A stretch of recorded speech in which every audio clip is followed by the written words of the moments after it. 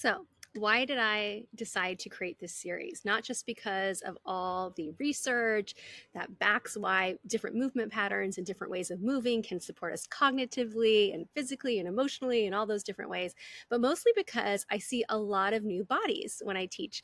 I've been teaching now somatic embodied movement for almost 2 years. However, I've been watching people in movement as a fitness professional for over 5 years. So, anyway, I've seen a lot of people in movement, but what's interesting now, instead of being a fitness professional where I told people what to do and how to do it in different forms and different things we were trying to achieve, when I teach embodied movement, it's very different. There's no official technique or correct way to do it. I give some general guidelines. I also invite people into movement and give them sort of suggestions or prompts or things to play with or get curious about. But people have the decision to either do it or not do it.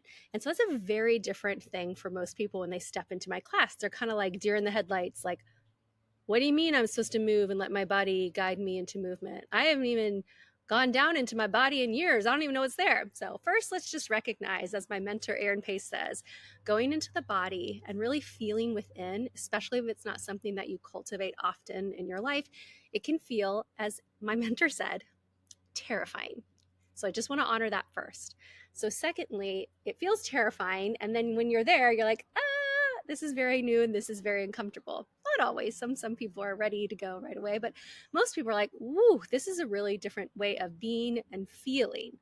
And then what happens is people sort of default back to the patterns that they already know in their body, which is like obvious because those are the patterns that they know in their body, right? So that's totally fine. And there's nothing wrong with that.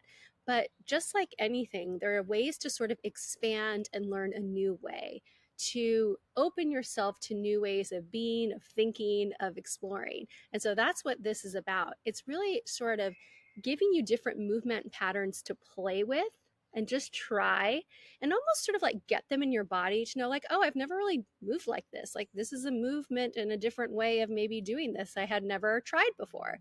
And then what happens is, I'm hoping, is that when you do join a class or work with me one-on-one on Zoom, that you will start to just notice your body's like, oh, I remembered that thing I did. And I really was like, oh, that felt like giving me a lot of relief in my shoulder.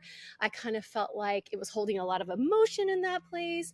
And then you're kind of like go into that without even thinking about it, because it's a new pattern that your body has played with, it's tried out a few times. And then when you go into that sort of flow of movement where you take one position and stretch, and then you move to another position and stretch as your body desires, as it sort of invites you.